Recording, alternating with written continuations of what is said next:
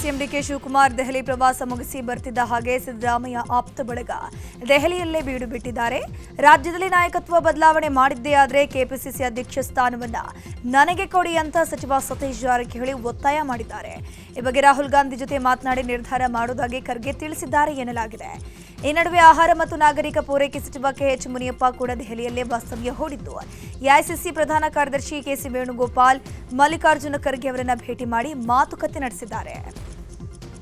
Relating to the chief minister issue, immediately after the results and everything, by end of the May, all things will be sorted out. I think we are running very well. The government is doing very good work, and we have given 5 guarantees. Everything is going well. Only the issue is whether they have decided or not, we don't know. 2.5 years after 2.5 years, whether they change or not, we don't know. But Siddaramaiah is doing very good work. There is no problem. But whatever the understandings and meetings or commitment, we don't know. That has to be decided by the High Command. Hopefully, I also requested to settle this matter as early as possible. By end of this month, this is going to be settled. ಸಂಪುಟ ವಿಸ್ತರಣೆಯಾದರೂ ಕೂಡ ನಿಮ್ಮ ಆಶೀರ್ವಾದದಿಂದ ಸಚಿವನಾಗಿರ್ತೀನಿ ಅಂತ ಸಚಿವ ಶಿವರಾಜ್ ತಂಗಡಿಗೆ ಹೇಳಿದ್ದಾರೆ. ಕೊಪ್ಪಳದಲ್ಲಿ ಮಾತನಾಡಿದಂಥವರು 7-8 ವರ್ಷದಿಂದ ಶಾಸಕರಾದಂಥವರಿಗೆ ಸಚಿವರಾಗುವಂಥ ಆಸೆ ಇದ್ದೇ ಇರುತ್ತೆ. ಹೀಗಾಗಿ ಹಿರಿಯ ಶಾಸಕರು ಹೈಕಮಾಂಡ್ ಭೇಟಿ ಮಾಡಿದ್ದರಲ್ಲಿ ತಪ್ಪಿಲ್ಲ. ರಾಜಕಾರಣ ಅಂದರೆ ಸಚಿವ ಸ್ಥಾನ ಕೇಳೋದು ಸಹಜ. ಹಿರಿಯ ಶಾಸಕರು ಖರ್ಗೆ ಅವರನ್ನ ಭೇಟಿ ಮಾಡಿದ್ದು ತಪ್ಪಿಲ್ಲ ಅಂತ ತಂಗಡಿಗೆ ಹೇಳಿದರು. ಹೈಕಮಾಂಡಿಗೆ ಹೋಗಿ ನಾವು ಸಚಿವ ಸಂಪುಟ ವಿಸ್ತರಣೆ ಮಾಡ್ರಿ ಅಂತ ಕೇಳಕತ್ತಾರ, ತಪ್ಪೇನೈತೆ? ಅವ್ರು ಸಹಜವಾಗಿ ರಾಜಕಾರಣದೊಳಗೆ ಕೇಳೋದು, ಹೇಳೋದು, ಅಧಿಕಾರ ಪಡೆಯೋದು, 3-4 ಸತಿ ಗೆದ್ದಂಥ MLA ಅದರ 7-8 ಸತಿ ಗೆದ್ದಂಥವ್ರು ಅದಕ್ಕೆ ನಾವು ತಪ್ಪನ್ನಂಗಲ್ಲ. ಅವ್ರು ಹೋಗಿದ್ದು ಇವ್ರಿಗೆ ಮಲ್ಲಿಕಾರ್ಜುನ ಖರ್ಗೆ ಭೇಟಿ ಆಗ್ತಂತ ಈ ಕನಗಿರಿ ಕ್ಷೇತ್ರದ ಜನರ ಆಶೀರ್ವಾದ, ಕನಕಾಚಲಪತಿ ಆಶೀರ್ವಾದ ಐತೆ ಅಂತ ತಿಳ್ಕೊಂಡಿದ್ದೀನಿ. ಆಮೇಲೆ ಹೈಕಮಾಂಡದ್ದು ಆಶೀರ್ವಾದ ಐತೆ ಅಂತ ತಿಳ್ಕೊಂಡಿದ್ದೀನಿ. ನೋಡೋಣ, ಭಗವಂತನ ಇಚ್ಛೆ. ರಾಜ್ಯ ಕಾಂಗ್ರೆಸ್ನಲ್ಲಿ ಸಿಎಂ ಕುರ್ಚಿ ವಿಚಾರ ಚರ್ಚೆ ಆಗ್ತಿರುವಾಗಲೇ ಡಿಸಿಎಂ ಡಿಕೆ ಶಿವಕುಮಾರ್ ಸ್ವಕ್ಷೇತ್ರದಲ್ಲಿ ಕೆಡಿಪಿ ಸಭೆ ನಡೆಸೋಕೆ ಮುಂದಾಗಿದ್ದಾರೆ. ಬೆಂಗಳೂರು ದಕ್ಷಿಣ ಜಿಲ್ಲೆಯ ಕನಕಪುರ ತಾಲೂಕು ಕಚೇರಿಯಲ್ಲಿ ಕೆಡಿಪಿ ಸಭೆ ಕರೆದಿರೋ ಡಿಕೆ ಶಿವಕುಮಾರ್ ತಾಲೂಕು ಮಟ್ಟದ ಅಧಿಕಾರಿಗಳು ಮತ್ತು ಜಿಲ್ಲಾ ಮಟ್ಟದ ಅಧಿಕಾರಿಗಳು ಭಾಗವಹಿಸೋಕೆ ಸೂಚನೆ ಕೊಟ್ಟಿದ್ದಾರೆ. ಇದೇ ಸಭೆಯಲ್ಲಿ ನಗರಸಭೆಯ ಅಧಿಕಾರಿಗಳು ಕೂಡ ಭಾಗಿಯಾಗ್ತಾರೆ. ರಾಜಕೀಯ ಜಂಜಾಟದ ಮಧ್ಯೆ ಡಿಕೆಶಿ ತಾಲೂಕಿನ ಅಭಿವೃದ್ಧಿ ಬಗ್ಗೆಯೂ ಗಮನ ಹರಿಸೋಕೆ ಮುಂದಾಗಿದ್ದಾರೆ. ಸಿಎಂ ಡಿಕೆ ಶಿವಕುಮಾರ್ ನಿನ್ನೆ ನೆಟ್ವರ್ಕ್ 18 ಮೀಡಿಯಾ ಅಂಡ್ ಇನ್ವೆಸ್ಟ್ಮೆಂಟ್ನ ಸಮೂಹ ಸಂಸ್ಥೆಯ ಮನಿ ಕಂಟ್ರೋಲ್ನ ಫ್ಯೂಚರ್ ಆಫ್ ವರ್ಕ್ ಕಾರ್ಯಕ್ರಮದಲ್ಲಿ ಭಾಗಿಯಾಗಿದ್ದರು. ಈ ವೇಳೆ ಬೆಂಗಳೂರು ಮೂಲಸೌಕರ್ಯ ಅಭಿವೃದ್ಧಿ ಬಗ್ಗೆ ಮಾತನಾಡಿದಂಥ ಡಿಸಿಎಂ ಡಿಕೆ ಶಿವಕುಮಾರ್ ಬೆಂಗಳೂರಲ್ಲಿ ಉದ್ದೇಶಿತ 2ನೇ ವಿಮಾನ ನಿಲ್ದಾಣ ಬೆಂಗಳೂರು ದಕ್ಷಿಣ ಭಾಗದಲ್ಲೇ ಆಗಲಿದೆ ಅಂತ ಹೇಳಿದರು. ಟ್ರಾಫಿಕ್ ಗಮನದಲ್ಲಿ ಇಟ್ಕೊಂಡು ಈ ನಿರ್ಧಾರವನ್ನು ಮಾಡಲಾಗಿದೆ. 9,000 ಎಕರೆ ಪ್ರದೇಶದಲ್ಲಿ ವಿಮಾನ ನಿಲ್ದಾಣ ನಿರ್ಮಾಣವಾಗಲಿದೆ ಅಂತ ಹೇಳಿದ್ದಾರೆ. Subject is coming before the cabinet. We have identified south of Bangalore. The next airport will be in south of Bangalore. That is what we have decided. It is in the global, it is in the Greater Bangalore Authority. 9,000 acres we have identified. We have already started. People have started discussing with us. Lot of international leaders have started discussing with us. We are coming out with a city in one place where we create lot of facilities from Bangalore. Within 30 minutes you can reach there because traffic is very much important. A lot of facilities, good weather is there. We'll create good roads. Nice road is there. Bangalore-Mysore road within Kanakpura and Mysore road within the city is Biddi is there. So we are creating a new city which will have residents, commercial and all parts of the city. We want to plan for a AI city especially so that we could see that now in this IT, BT, it has gone around the entire city itself. It is not in a position like California in one place. It has been in the different part, in the northern Bangalore, in the eastern Bangalore, in the electronic city, in Sarjapur, a lot of things in the central part of the city. We could see the IT being this one. But as far as IA is concerned, we wanted to see that in one place. We'll give them good facilities. We know that we have to give them power, we have to give them water, all these things, we have to maintain greenery, all these issues are there. Already we are planning for it. I think we'll be through within the next 15 days.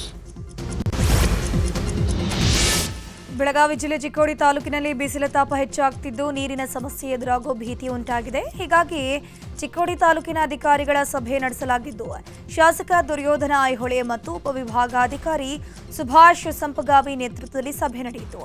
Raybag ಮತಕ್ಷೇತ್ರ, ನಾಗರ, ಮುನ್ನೋಳಿ ಹಾಗೂ ಕರೋಶಿ ಜಿಲ್ಲಾ ಪಂಚಾಯಿತಿ ವ್ಯಾಪ್ತಿಯಲ್ಲಿ ಬರುವ 25 ಹಳ್ಳಿಗಳ ಪಿಡಿಒಗಳು ಸಭೆಯಲ್ಲಿ ಭಾಗಿಯಾಗಿದ್ದರು. ನೀರು ಸರಬರಾಜು ಮಾಡೋಕೆ ಕಟ್ಟುನಿಟ್ಟಿನ ಕ್ರಮ ಕೈಗೊಳ್ಳಬೇಕು ಮತ್ತು ಅಗತ್ಯ ಸ್ಥಳಗಳಲ್ಲಿ ಟ್ಯಾಂಕರ್ ಮೂಲಕ ನೀರು ಪೂರೈಕೆ ಮಾಡುವಂತೆ ಅಧಿಕಾರಿಗಳಿಗೆ ಸೂಚನೆ ನೀಡಲಾಗಿದೆ. ಮೈಸೂರು ಜಿಲ್ಲಾಧಿಕಾರಿ ಲಕ್ಷ್ಮೀಕಾಂತ್ ರೆಡ್ಡಿ ನಿನ್ನೆ ಮಹತ್ವದ ಸಭೆ ನಡೆಸಿದ್ದಾರೆ. ಕುಡಿಯೋ ನೀರಿನ ಬಗ್ಗೆ ಕಾಳಜಿ ವಹಿಸುವಂತೆ ಅವರು ಸೂಚನೆ ಕೊಟ್ಟಿದ್ದಾರೆ. ಕುಡಿಯೋ ನೀರಿನ ಮಾದರಿಯನ್ನು ಪರಿಶೀಲನೆಗೆ ಒಳಪಡಿಸಿ ಫಲಿತಾಂಶ ತೃಪ್ತಿಕರವಾಗಲಿದ್ದರೆ ಸೂಕ್ತ ಕ್ರಮವನ್ನು ಕೈಗೊಳ್ಳಿ. ಎಲ್ರಿಗೂ ಆರೋಗ್ಯವಾದ ಕುಡಿಯೋಕೆ ನೀರು ಪೂರೈಕೆ ಬಗ್ಗೆ ಖಾತ್ರಿಪಡಿಸಿಕೊಳ್ಳಿ ಅಂತ ಡಿಸಿ ಅಧಿಕಾರಿಗಳಿಗೆ ಸೂಚನೆ ಕೊಟ್ಟಿದ್ದಾರೆ. ಕುಡಿಯುವ ನೀರಿಗಾಗಿ ಮಹಿಳೆಯರು ಬಿರು ಬಿಸಿಲಲ್ಲೂ ಕೂಡ ಅಲೆದಾಡುವಂಥ ಸ್ಥಿತಿ ನಿರ್ಮಾಣವಾಗಿದೆ. ಯಾದಗಿರಿಯ ಯರಗೋಳದಲ್ಲಿ ಬಿಸಿಲಿನ ಹೊಡೆತಕ್ಕೆ ಜಲಮೂಲಗಳು ಬತ್ತಿ ಹೋಗಿದೆ. ಕುಡಿಯುವ ನೀರು ತರಲಿಕ್ಕೆ ಮಹಿಳೆಯರು ಗಲ್ಲಿಗಳಲ್ಲಿ ಅಲೆದಾಡ್ತಿದ್ದಾರೆ. ಜಲ್ ಜೀವನ್ ಮಿಷನ್ ಅಡಿಯಲ್ಲಿ ನಲ್ಲಿಗಳನ್ನು ಹಾಕಿದರೂ ಕೂಡ ನೀರು ಬರ್ತಾ ಇಲ್ಲ. ನೀರು ತುಂಬಿಸ್ಕೊಳ್ಳಿಕ್ಕೆ ಮಹಿಳೆಯರು ಕ್ಯೂನಲ್ಲಿ ನಿಲ್ಲಬೇಕಾದಂಥ ಪರಿಸ್ಥಿತಿ ಇದೆ. ಕೂಡಲೇ ಕುಡಿಯುವಂಥ ನೀರಿನ ಸಮಸ್ಯೆ ಬಗೆಹರಿಸಿ ಅಂತ ಮಹಿಳೆಯರು ಮನವಿಯನ್ನು ಮಾಡಿಕೊಂಡಿದ್ದಾರೆ. ಉಪ್ಪುನ ಇಲ್ಲ, ಯಾವನ ಇಲ್ಲ, ನೀರು ಹಳ ಇಲ್ಲ, ಗುಮ್ಮಿಲ್ಲ, ಏನು ಇಲ್ಲ. ಬಾಳ ಪ್ರಾಬ್ಲಮ್. ನಮ್ಮಂತ ಮುದುಕರು ನೀರ್ ಕಾಣ ಸಾಯ್ಲಕೈತಿ. ಒಂದ್ ತೆಂಡಿ ನೀರ್ ಕೊಡ್ಲಾರ್ದಂಗ ಆಗ್ಯದ. ಯಪ್ಪ ಕೈಲಿ ಆಗ್ಲಾರ್ದ ಕುಂತಿನಿ, ಹೊರದಾರಿ ಹೋಯ್ತಾ ಇರ್ಬೇಕು ನೀರ್. ನನ್ ಕೈಲಿ ಆಗದಲ್ಲ ಯಪ್ಪ, ನೀರಿಲ್ಲ ಅಂತೀನಿ ನೋಡ್ ಬಂದರಿ. ಒಂದು ಕೂಗಳತ್ತೇವ್ ನೀರ್ ಅಲ್ಲಿ ಬರದ ಆಗ್ತದ ನಮ್ ನಿಂದ. ಕೊಡ ಹೊತ್ಕೊಂಡ್ ಚಕ್ರ ಬಂದಿಂತ ಬಿಸಿಲ ಬಿದ್ರ ಸತ್ರ ಹೆಂಗ್ ನೋಡು. ಒಂದು ಕೊಡ ನೀರ್ ತಂದ್ ಇಟ್ಕಂದ್ರ ನಮ್ಮಂತ ಕೈಲಿ ಆಗ್ಲಾರ್ದಾರು ಅದೊಂದ್ ದಿನ ಆದ್ರೂ ಕುಡಿಬಹುದು. ಒಂದೊಂದ್ ತೆಂಬಿಗೆ ಒಂದೊಂದ್ ಗಿಲಾಸ್ ಅಷ್ಟು ಪರಿಸ್ಥಿತಿ ಅದ್ ನೀರಿಂದ. ಒಂದ್ ಅರ್ಧರ್ ಹೋಗಿ ನಮಗ್ ತರ್ಬೇಕಾದ್ರೆ ಎಷ್ಟ್ ಕಷ್ಟ ಅನ್ರಿ ಬಿಸಿಲಾಗ ಹೇಳ. ಒಂದ್ ಕೂಗಳತ್ತಿ ಆಗ್ತಾವ್ ನೀರ್. ಅದು ಕರೆಂಟ್ ಇದ್ರ ಸಿಗ್ಬೋದು, ಕರೆಂಟ್ ಇಲ್ಲಕ ಇಲ್ಲ. ಓಟ್ ಹಾಕ್ತಿವಿ 500, 1000, ಎಸನ 100, 200 ರೂಪಾಯಿ ಕೈಯಾಗಿಡ್ತಾರ. ಅವ್ ಗಣಸರು ಅವ್ರಿಂದ ಐತಿದವ್ಕ 50, 100 ಕೊಡ್ತಾರ. ಆಯ್ತು, ಎಲೆಕ್ಷನ್ ಆಗದ ಯಾರ ಮನೆ ಕಡೆಗೆ ಅವ್ರು ಮೇರೆದಾಗ ಅಂದ್ರ ನೀರಿಲ್ಲ. ನಾವ್ ನೀರ್ ಇರ್ಲಾರ ನಾವ್ ಹೆಂಗ್ ಮಾಡ್ಬೇಕ್ರಿ? ಈಗ ಮಕ್ಕಳು ಮರಗಳು ಅಂದ್ರ ನಮ್ಮ ಮನ್ಯಾಗ ಅಂದ್ರ ಜಂಗಟ್ ಜಾಸ್ತಿ ಅದ. ಈಗ ನೀರಿಲ್ಲ ಅಂದ್ರ ನಾವ್ ಎಲ್ಲಿಗೆ ಹೋಗಿ ಸಾಯ್ಬೇಕ್ರಿ ಹೇಳ್ರಿ? ನೀರಿಗೆ ಅಂದ್ರ ಅರ್ಧಾರಿ ಬಿಟ್ಟು ಅರ್ಧಾರಿಗೆ ಬರ್ಬೇಕು. 1 ಕಿಲೋಮೀಟರ್ ಆಗ್ತದ ಇಲ್ಲಿಗೆ. MLಗಳು ಅಂತ್ರಿಯಲ್ಲ ಅವ್ರ ಮನೆಗೆ ಅವ್ರ ಬೆಚ್ಚಗಾಗಿ ಮಕ್ಕೋತಾರ. ಈಗ ನಾವ್ ಬಡವ್ರು ಎಲ್ಲಿಗೆ ಹೋಗ್ಬೇಕು? ನಾವು MLಗಳು ಅಂತ್ರಿ. MLಗಳು ಏನ್ ಮಾಡ್ರಿ ಬಂದ್ಗೆಸದಲ್ಲಿ? ಒಂದೇನ್ ರೋಡ್ ಮಾಡ್ಯಾರ, ಒಂದೇನ ಮನೆಗೆ ಒಂದ್ ಬಂದ್ ಕಂಬಗಳು ಹಾಕ್ಯಾರ. ಏನ್ ಹಾಕ್ಯಾರ ಅವ್ರು? ನಮಗ್ ನೀರಿಲ್ಲ ನೋಡ್ರಿ. ನೀರು ನಮ್ಗೆ ಅನುಕೂಲ ಮಾಡಿ ಕೊಡ್ಬೇಕು.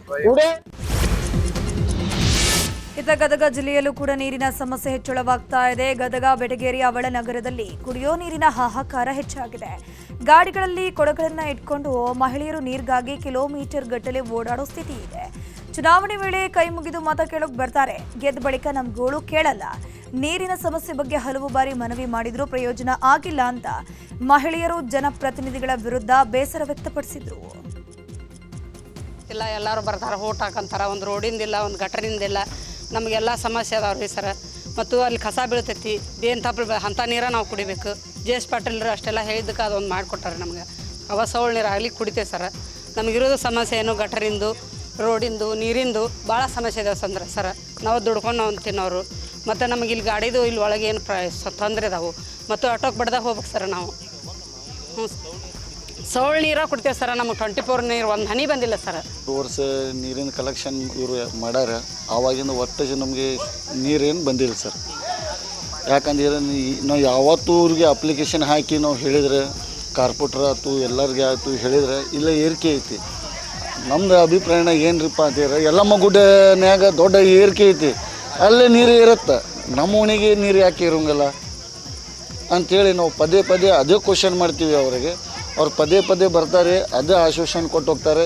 ನಾವು ಮ್ಯಾಗ ಮಾತಾಡೀವಿ, ಇವತ್ತಿಲ್ಲ ನಾಳೆ ನಿಮಗೆ ನೀರು ಬರ್ತಾವೆ. ಬೇಸಿಗೆ ರಜೆ ಅವಧಿಯಲ್ಲಿ ಹೆಚ್ಚಾಗ್ತಾ ಇರುವಂಥ ಪ್ರಯಾಣಿಕರ ದಟ್ಟಣೆ ನಿಯಂತ್ರಣ ಮಾಡಲಿಕ್ಕೆ ನೈಋತ್ಯ ರೈಲ್ವೆ ಬೆಂಗಳೂರಿನ ಸರ್ ಎಂ ವಿಶ್ವೇಶ್ವರಯ್ಯ ಟರ್ಮಿನಲ್ನಿಂದ ಬೆಳಗಾವಿ ಹಾಗೂ ಬೆಳಗಾವಿಯಿಂದ ಬೆಂಗಳೂರಿನ SMVTಗೆ ವಿಶೇಷ ಎಕ್ಸ್ಪ್ರೆಸ್ ರೈಲನ್ನು ಓಡಿಸಲಿಕ್ಕೆ ನಿರ್ಧಾರ ಮಾಡಿದೆ.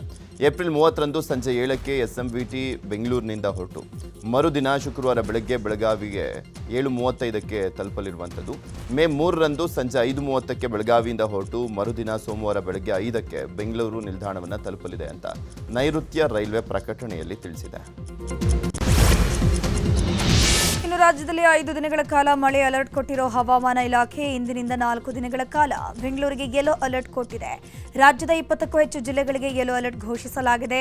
ಕರಾವಳಿ, ಉತ್ತರ ಕರ್ನಾಟಕ, ಮಲೆನಾಡು, ಮಧ್ಯ ಕರ್ನಾಟಕ ಜಿಲ್ಲೆಗಳಿಗೆ ಯೆಲ್ಲೋ ಅಲರ್ಟ್ ಘೋಷಿಸಲಾಗಿದೆ.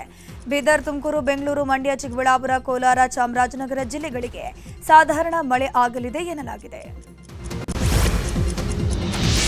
ಎಸ್ಸಿ ಸಮುದಾಯಕ್ಕೆ ಒಳ ಮೀಸಲಾತಿ ಜಾರಿಗೊಳಿಸಿ ರಾಜ್ಯ ಸರ್ಕಾರ ಆದೇಶವನ್ನು ಹೊರಡಿಸಿದೆ. ರಾಜ್ಯದಲ್ಲಿರುವಂಥ ಎಸ್ಸಿ ಮೀಸಲಾತಿ ಪ್ರಮಾಣವಾಗಿರುವಂಥ 15% ಅಡಿಯಲ್ಲೇ ಒಳ ಮೀಸಲಾತಿಯನ್ನು ಹಂಚಿಕೆ ಮಾಡಿದ್ದು ಈಗಾಗಲೇ ಆರ್ಥಿಕ ಇಲಾಖೆ ಅನುಮತಿಯನ್ನು ನೀಡಿರುವಂಥ 56,432 ಹುದ್ದೆಗಳ ನೇರ ನೇಮಕಾತಿಗೆ ಸೂಚನೆಯನ್ನು ಕೊಡಲಾಗಿದೆ. ಈ ಬಗ್ಗೆ ನೇಮಕಾತಿ ಪ್ರಾಧಿಕಾರಗಳಿಗೆ ಅಧಿಕೃತ ಆದೇಶ ಹೊರಡಿಸಲಾಗಿದೆ. ಮಹಿಳಾ ಮೀಸಲಾತಿ ಮಸೂದೆ ಕುರಿತ ರಾಜಕೀಯ ಕಾವು ಜೋರಾಗ್ತಾನೆ ಇದೆ. ಹಾವೇರಿಯಲ್ಲಿ ಕೆಪಿಸಿಸಿಯ ವಕ್ತಾರೆ ಸ್ವಾತಿ ಚಂದ್ರಶೇಖರ್ ಬಿಜೆಪಿ ವಿರುದ್ಧ ವಾಗ್ದಾಳಿ ನಡೆಸಿದ್ರು. ಬಿಜೆಪಿ ಮಹಿಳಾ ರಾಜಕೀಯದ ಬಗ್ಗೆ ಪ್ರಶ್ನೆಗಳನ್ನು ಎತ್ತುತ್ತಿದ್ದಾರೆ. ಜಿಎಸ್ ಶಿವರುದ್ರಪ್ಪ ಅವರ ಸಾಲುಗಳನ್ನು ಮೊದಲು ನೆನಪು ಮಾಡಿಕೊಳ್ಳಿ. ಸ್ತ್ರೀ ಅಂದರೆ ಅಷ್ಟೇ ಸಾಕು ಅಂತ ಗೆಲ್ಲದ ಕ್ಷೇತ್ರಗಳಲ್ಲಿ ಮಹಿಳೆಯರಿಗೆ ಟಿಕೆಟ್ ನೀಡುವ ರಾಜಕಾರಣ ಯಾಕೆ? ಮಹಿಳೆಯರನ್ನ ಕೇವಲ ರಾಜಕೀಯದ ಆಳವಾಗಿ ಬಳಸಲಾಗ್ತಿದೆ. ಮುಂದೆ 543 ಕ್ಷೇತ್ರಗಳಲ್ಲಿ 33% ಮಹಿಳಾ ಮೀಸಲಾತಿ ಜಾರಿಗೊಳಿಸಲಿ. ದಕ್ಷಿಣ ಭಾರತಕ್ಕೆ ಅನ್ಯಾಯ ಮಾಡೋ ಹೊಸ ಮಸೂದೆ ಯಾಕೆ ಅಂತ ಪ್ರಶ್ನೆಯನ್ನ ಮಾಡಿದ್ರು. ಮಹಿಳಾ ಮೀಸಲಾತಿ 33% ಜಾರಿಗೆ ಕಾಂಗ್ರೆಸ್ ಮಹಿಳಾ ಘಟಕ ಆಗ್ರಹಿಸಿದೆ. ಬಾಗಲಕೋಟೆ ಜಿಲ್ಲಾ ಮಹಿಳಾ ಕಾಂಗ್ರೆಸ್ ಅಧ್ಯಕ್ಷೆ ಸುಮಿತ್ರಾ ಗುಳಬಾಳ ಮಾತನಾಡಿ, ಕಾಂಗ್ರೆಸ್ ಪಕ್ಷವು ಸದಾ ಮಹಿಳೆಯರು, ಬಡವರು ಹಾಗೂ ಯುವಕರ ಪರವಾಗಿ ಕಾರ್ಯನಿರ್ವಹಿಸ್ತಾ ಇದೆ. ಬಿಜೆಪಿ ಸರ್ಕಾರ ಮಹಿಳಾ ಸಬಲೀಕರಣದ ಬಗ್ಗೆ ಭರವಸೆಗಳನ್ನು ನೀಡಿ ಇದುವರೆಗೂ ಈಡೇರಿಸಿಲ್ಲ ಅಂತ ಆರೋಪವನ್ನು ಮಾಡಿದ್ದಾರೆ. ಮಹಿಳೆಯರಿಗೆ 33% ಮೀಸಲಾತಿಯನ್ನು ಕಾನೂನುಬದ್ಧವಾಗಿ ಜಾರಿಗೆ ತರಬೇಕು. ಈ ವಿಷಯದಲ್ಲಿ ವಿಳಂಬ ಮಾಡುವಂಥದ್ದು ಸರಿಯಲ್ಲ ಅಂತ ಕಿಡಿಕಾರಿದ್ದಾರೆ. ಎಲ್ಲರಿಗೂ ಅನ್ಯಾಯ ಮಾಡುವಂಥ ಕೆಲಸ ಬಿಜೆಪಿ ಸರ್ಕಾರ ಮಾಡಿದೆ. ಆದರೆ ನಮ್ಮ ಸರ್ಕಾರ, ಕಾಂಗ್ರೆಸ್ ಸರ್ಕಾರ, ಮಹಿಳೆಯರ ಪರವಾಗಿ, ಮಹಿಳೆಯರ ಸಬಲೀಕರಣ ಪರವಾಗಿ, ಬಡವರ ಪರವಾಗಿ, ಒಂದು ಯುವಕರ ಪರವಾಗಿ ಇರುವಂಥ ಪಕ್ಷ ಕಾಂಗ್ರೆಸ್ ಪಕ್ಷ. ಮಹಿಳೆಯರಿಗೆಲ್ಲರಿಗೂ ಅನುಕೂಲ ಆಗುವಂಥ ಕೆಲಸ ಇವತ್ತು ಸಬಲೀಕರಣ, ಮಹಿಳೆಯರಿಗೆ ಅನುಕೂಲ ಆಗಲಿ ಅಂತೇಳಿ ನಮ್ಮ ಕಾಂಗ್ರೆಸ್ ಸರ್ಕಾರ 33% ಈಗಲೇ ಮಾಡಬೇಕಂತ ಹೇಳಿ ನಾವು ಪ್ರತಿಭಟನೆಯನ್ನು ಮಾಡಿದ್ದೀವಿ. ಸಾವಿರಾರು ಮಹಿಳೆಯರ ಜೊತೆ ನಮ್ಮ ಎಲ್ಲ ಜಿಲ್ಲಾದಲ್ಲೂ ನಮ್ಮ ಪ್ರತಿಭಟನೆ ನಡೆದೈತೆ. ಬಿಜೆಪಿ ಮೈಸೂರಿನ ವರುಣ ವಿಧಾನಸಭಾ ಕ್ಷೇತ್ರ ವ್ಯಾಪ್ತಿಯ ಮಾರಿಗೌಡನ ಹುಂಡಿ ಗ್ರಾಮದಲ್ಲಿ ಅಂಬೇಡ್ಕರ್ ನಾಮಫಲಕಕ್ಕೆ ಕಿಡಿಗೇಡಿಗಳು ಚಪ್ಪಲಿ ಹಾಕಿದ್ದನ್ನ ಅಲ್ಲಿನ ಗ್ರಾಮಸ್ಥರು ಖಂಡಿಸಿ ಪ್ರತಿಭಟನೆ ಮಾಡಿದ್ರು. ಘಟನೆ ನಡೆದ ಸ್ಥಳಕ್ಕೆ ಎಂಎಲ್ಸಿ ಯತೀಂದ್ರ ಸಿದ್ದರಾಮಯ್ಯ ಭೇಟಿ ನೀಡಿ ಜನರ ಜೊತೆಗೆ ಮಾತುಕತೆ ನಡೆಸಿದ್ದಾರೆ. ಅಂಬೇಡ್ಕರ್ ಭಾವಚಿತ್ರಗಳಿಗೆ ಯಾರೇ ಅಪಮಾನ ಮಾಡಿದ್ರು ಅಂತಹ ಕಿಡಿಗೇಡಿಗಳ ವಿರುದ್ಧ ಕಠಿಣ ಕ್ರಮ ಆಗುತ್ತೆ. ಈ ಬಗ್ಗೆ ಕ್ರಮ ವಹಿಸುವಂತೆ ಈಗಾಗಲೇ ಪೊಲೀಸರಿಗೆ ತಿಳಿಸಲಾಗಿದೆ. ಇಂತಹ ಕೃತ್ಯಗಳಿಂದ ಸಿಎಂ ಸಿದ್ದರಾಮಯ್ಯ ಹೆಸರಿಗೆ ಮಸಿ ಬಳಿಯೋದರ ಜೊತೆಗೆ ವರುಣಾ ಕ್ಷೇತ್ರ ಕೆಟ್ಟ ಹೆಸರನ್ನ ತರೋಕೆ ಒಂದಷ್ಟು ಕೆಟ್ಟ ಶಕ್ತಿಗಳು ಕೆಲಸ ಮಾಡ್ತಿವೆ ಅಂತ ಗುಡುಗಿದ್ರು. ಶೃಂಗೇರಿ ಕೆಪಿಎಸ್ ಶಾಲೆಯ 4 ವಿದ್ಯಾರ್ಥಿಗಳನ್ನು ಖಾಸಗಿ ವಿದ್ಯಾರ್ಥಿಗಳು ಅಂತ ದಾಖಲು ಮಾಡಿ ಅವರಿಗೆ ಆಂತರಿಕ ಅಂಕ ನೀಡದೆ ಫೇಲ್ ಮಾಡಿರುವಂಥ ಘಟನೆ ಬೆಳಕಿಗೆ ಬಂದಿದೆ. ಸದ್ಯ ಇದೇ ವಿಚಾರವಾಗಿ ಶಿಕ್ಷಣ ಸಚಿವರಿಗೆ ಹಾಗೂ ಅಧಿಕಾರಿಗಳಿಗೆ ದೂರನ್ನು ನೀಡಲಿಕ್ಕೆ ಪೋಷಕರು ಮುಂದಾಗಿದ್ದಾರೆ.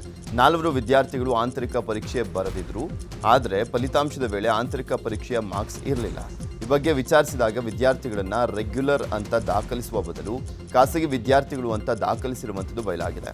ಈ 4 ಮಕ್ಕಳು ಏನಾದರೂ ಫೇಲ್ ಆದರೆ ಶಾಲೆಗೆ 100% ರಿಸಲ್ಟ್ ಬರಲ್ಲ. ಇದಕ್ಕಾಗಿ ಖಾಸಗಿ ವಿದ್ಯಾರ್ಥಿಗಳು ಅಂತ ದಾಖಲಿಸಿದ್ದಾರೆ ಅಂತ ವಿದ್ಯಾರ್ಥಿಗಳ ಪೋಷಕರು ಆರೋಪವನ್ನು ಮಾಡಿದ್ದಾರೆ. ನಾವು ಬೇಗ ಹೈಸ್ಕೂಲಿಗೆ ನನ್ನ ಮಗನ ಕಳಿಸ್ತಾ ಇದ್ದೀನಿ. ಅವನು ಈ ಸರಿ SSLCಯಲ್ಲಿ ಪ್ರೈವೇಟ್ ಬಸ್ಸಿ ಇಂಟರ್ನೆಟ್ ಎಕ್ಸಾಮಲ್ಲಿ ಮಾರ್ಕ್ಸ್ ಕೊಡದೆ ಫೇಲ್ ಆಗಿದ್ದಾನೆ. 9th ಅವನು 2 ವರ್ಷ ಓದಿಸಿದ್ದಾರೆ. ಅವನಿಗೆ ಪೆಟ್ಟಾಗಿತ್ತು, 2 ವರ್ಷ ಆಗಿದೆ. ಅಕ್ಟೋಬರ್ವರೆಗೂ ಅವನಿಗೆ 9th ಹಾಜರು ಹಾಕಿ ಪ್ರೈವೇಟ್, ಆಮೇಲೆ ನಂತರ ಪ್ರೈವೇಟ್ ಎಕ್ಸಾಮ್ ಬರ್ಸಿದ್ದಾರೆ.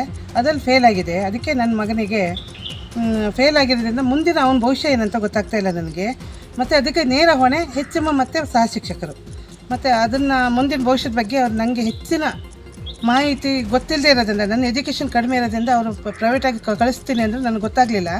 ಅದಕ್ಕೋಸ್ಕರ ನನ್ನ ಮಗನ ಮುಂದಿನ ಭವಿಷ್ಯಕ್ಕೆ ಅದು ಏನು ಅಂಥೇಳಿ ಶಾಲೆಯವರು ಮತ್ತು ನನಗೆ ಮಾರ್ಗದರ್ಶಕರು ಎಲ್ಲರೂ ಸೇರಿ ನ್ಯಾಯ ಕೊಡಿಸ್ಬೇಕು. ಅವನಿಗೆ ಮುಂದಿನ ಎಜುಕೇಷನಿಗೆ ಅವಕಾಶ ಮಾಡಿಕೊಡ್ಬೇಕಾಗಿ ತಮ್ಮಲ್ಲಿ ಕೇಳ್ಕೊಡ್ತೀನಿ. ಡೈಲಿ ಪಾಠ ಮಾಡ್ತಿದ್ರು ಮತ್ತು ನಾನು ಡೈಲಿ ರೆಗ್ಯುಲರ್ ಸ್ಕೂಲಿಗೆ ಹೋಗ್ತಿದ್ದೆ. ಮತ್ತು ಎಲ್ಲ ಥರ ಅಲ್ಲಿ ಸ್ಕೂಲಲ್ಲಿ ಎಲ್ಲರ ಜೊತೆಗೆ ಪಾಠ ಮಾಡ್ತಿದ್ದೆ, ಎಲ್ಲರ ಓದ್ತಿದ್ದೆ, ಎಲ್ಲರ ಜೊತೆ ಇದ್ದೆ. ಮಾತ್ರ ಈ ಸರಿ ಇಂಟರ್ನಲ್ ಮಾರ್ಕ್ಸ್ ಕೊಡ್ದಿತ್ತು, ನನಗೆ ಈ ಸರಿ ಫೇಲ್ ಆಗಿದೆ. ಎಲ್ಲ ಸಬ್ಜೆಕ್ಟು ಇದಾಗಿದೆ. ಹಾಗಾಗಿ ನನಗೆ ನ್ಯಾಯ ಬೇಕು. ನೈಟ್ ಕ್ಲಾಸಿಗೆಲ್ಲ ಹೋಗ್ತಿದ್ದೆ. SLC ಎಲ್ಲ ಎಕ್ಸಾಮು ಬರ್ತೀನಿ, ಪ್ರಿಪ್ರೇಟ್ರಿ 1, ಪ್ರಿಪ್ರೇಟ್ರಿ 2 ಎಲ್ಲದೂ ಬರ್ತೀನಿ ಎಕ್ಸಾಮು. ಮತ್ತು ಇಂಟರ್ನಲ್ ಮಾರ್ಕ್ಸ್ ಕೊಡ್ದಿತ್ತು, ನನಗೆ ಈ ಸರಿ ಫೇಲ್ ಆಗಿದೆ ಇದು SLC ಎಕ್ಸಾಮು. ನೈನ್ತ್ ಹಾಜರಿ ಅಕ್ಟೋಬರ್ ತನಕ ಹಾಕಿದ್ದಾರೆ. ಅಲ್ಲಿಂದ ಪ್ರೈವೇಟ್ ಅಂತೇಳಿ ಇದು ಸ್ಕೂಲಿಗೆ ಡೈಲಿ ಹೋಗ್ತಿದ್ದೆ, ಹಾಜರಿ ಇಲ್ಲ. ಮತ್ತು ನೈಟ್ ಕ್ಲಾಸ್ 1.5 ತಿಂಗಳು ಹೋಗ್ತಿದ್ದೆ. ಈ ಸರಿ ಎಕ್ಸಾಮ್ ಫೇಲ್ ಆಗೋಕ್ಕೆ ಕಾರಣ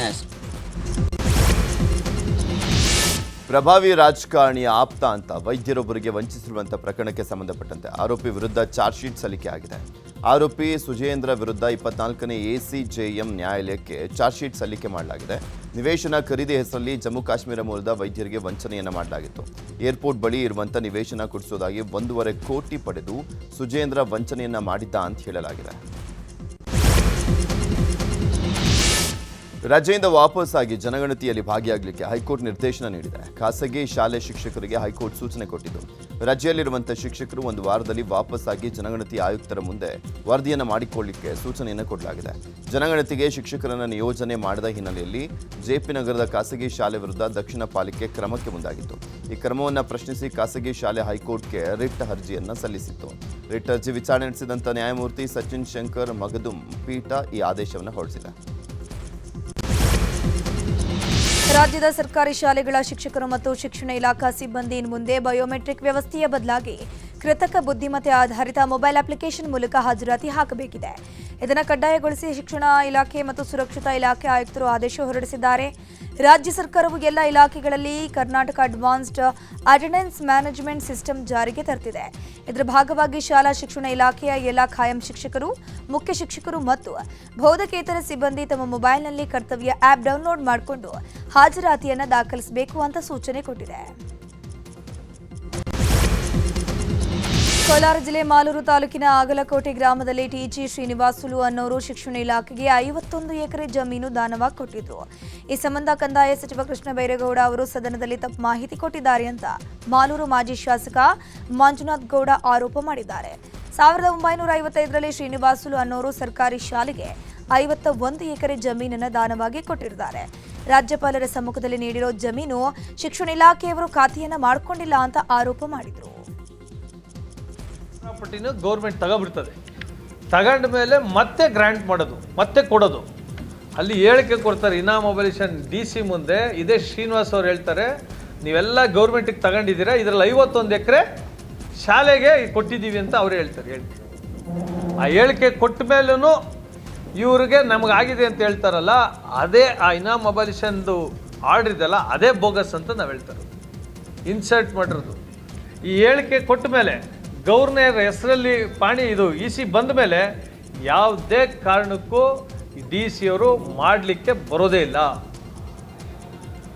ಅನುಭವದ ಮೇಲೆ, ಹೇಳಿಕೆ ಮೇಲೆ ಆಗೋದು. ಇನ್ನು ಸಾಕಷ್ಟು ನ್ಯೂನತೆಗಳಿದೆ. ಆ 250 ಎಕರೆಗೆ ಸಂಬಂಧಪಟ್ಟಂಗೆ ಅವ್ರು ಅರ್ಜಿ ಹಾಕೋದೇ ಬರೀ 140 ಎಕರೆಗೆ ನಮಗೆ ಮಾಡಿಕೊಡಿ ಅಂತ. ಈ ಆರ್ಡ್ರಲ್ಲಿ 240 ಎಕರೆ ಬರ್ಕೊಂಡವ್ರೆ ಎಲ್ಲ. ಕೊಪ್ಪಳ ತಾಲೂಕಿನ ಕಲ್ ತಾವರಗೆರೆಯಲ್ಲಿ ಜಗತ್ತಿನ ದುಬಾರಿ ಮಾವಿನ ಹಣ್ಣು ಮಿಯಾಜಾಕಿ ಬೆಳೆದಂಥ ರೈತನ ತೋಟಕ್ಕೆ ಗಂಗಾವತಿ ಶಾಸಕ ಗಾಲಿ ಜನಾರ್ದನ್ ರೆಡ್ಡಿ ಭೇಟಿ ನೀಡಿ ರೈತನಿಗೆ ಪ್ರೋತ್ಸಾಹಿಸಿದ್ದಾರೆ. ಮಿಯಾಜಾಕಿ ಮಾವಿನ ಸಸಿ ನಾಟಿ ಮಾಡಿದಂಥ ರೈತ ನಾಗಪ್ಪ ಬಗನಾಳ ತೋಟಕ್ಕೆ ಭೇಟಿ ನೀಡಿ ಮಿಯಾಜಾಕಿ ಮಾವಿನ ಹಣ್ಣಿಗೆ ಸೂಕ್ತ ಮಾರುಕಟ್ಟೆ ಒದಗಿಸಲಿಕ್ಕೆ ಪ್ರಯತ್ನಿಸಲಾಗುತ್ತೆ. ರೈತನ ಮಾದರಿ ಕಾರ್ಯಕ್ಕೆ ಮೆಚ್ಚುಗೆಯನ್ನು ವ್ಯಕ್ತಪಡಿಸಿದರು.